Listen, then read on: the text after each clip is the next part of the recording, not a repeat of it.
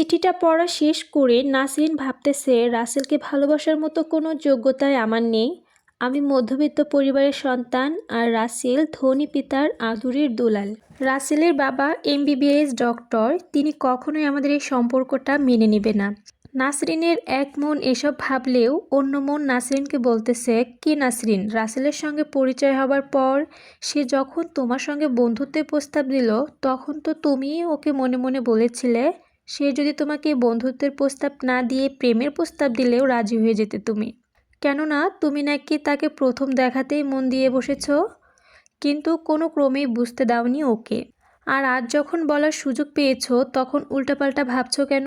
মনের এই প্রশ্নগুলো শুনে নাসরিন চেয়ার থেকে উঠে উচ্চস্বরে উঠে বলল, কারণ ধনী দরিদ্রের কখনোই মিলন হয় না।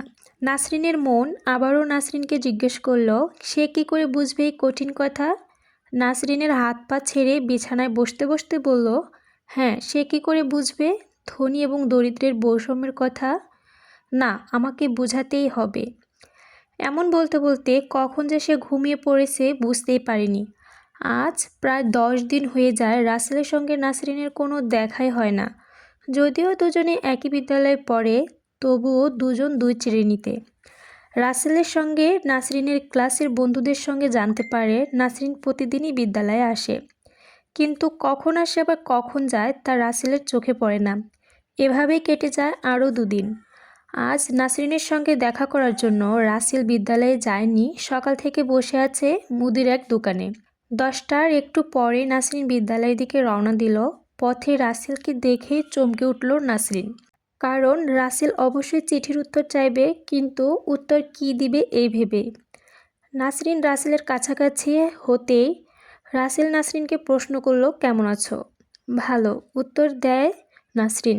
নাসরিনের সঙ্গে চলতে চলতে রাসেল বলল, এখন তো তোমাকে দেখাই যায় না, বিদ্যালয়ে আসা যাওয়া ছেড়ে দিয়েছো নাকি? নাসরিন বলল, তা দেবো কেন?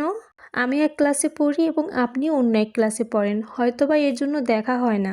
রাসেল বলল, আমার সঙ্গে না হোক, বাপ্পির সঙ্গেও তো তোমার দেখা হয় না। নাসরিন মাথাটা উঁচু করে রাসেলের দিকে তাকিয়ে বলল, তাকে তো প্রতিদিনই আমি দেখি, আর সে আমাকে না দেখলে আমি কি করব? রাসেল এবার নাসরিনের কাছে জানতে চায়, আমার চিঠিটা পড়েছ? নাসরিন বলল, হ্যাঁ। কোনো উত্তর দিলে না যে, বলে রাসেল। নাসরিন বলল, কি উত্তর দিব? তাহলে কি ধরে নিব? আমাকে মনে স্থান দিয়েছ? না। রাগান্বিত কণ্ঠে নাসরিন বলল, কিসের স্থান? দেখুন, তেল আর জল কখনো মিশে না, তেমনি ধনী আর গরিবের মধ্যে কোনো সম্পর্ক হতে পারে না। বড়লোকেরা শুধু গরিবদের নিয়ে খেলতে জানে, যখন খেলা শেষ তখনই ওদের পণ্য ভেবে ছুঁড়ে ফেলে দেয়।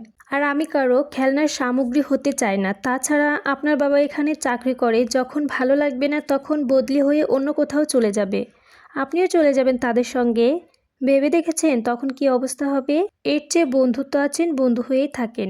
নাসরিনের কথা শেষ হতে না হতেই রাসেল বলে উঠল, দেখুন ম্যাডাম, হাতের 5টা আঙ্গুল যেমন সমান না, তেমনি সব বড়লোকেরাও এক না।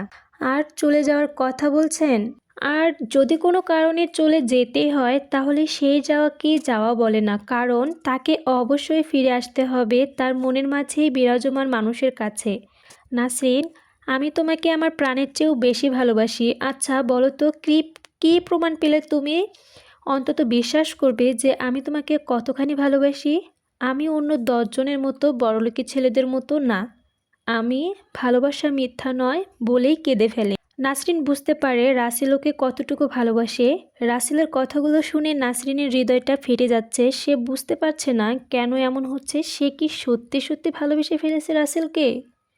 কিন্তু সে তো চায় না কোনো রকম দুঃখ পেতে, এমনিতেও তার দুঃখ ভরা জীবন। তাই রাসেলকে ওর জীবন থেকে সরাতে অন্য কোথাও বোঝাতে চেষ্টা করে।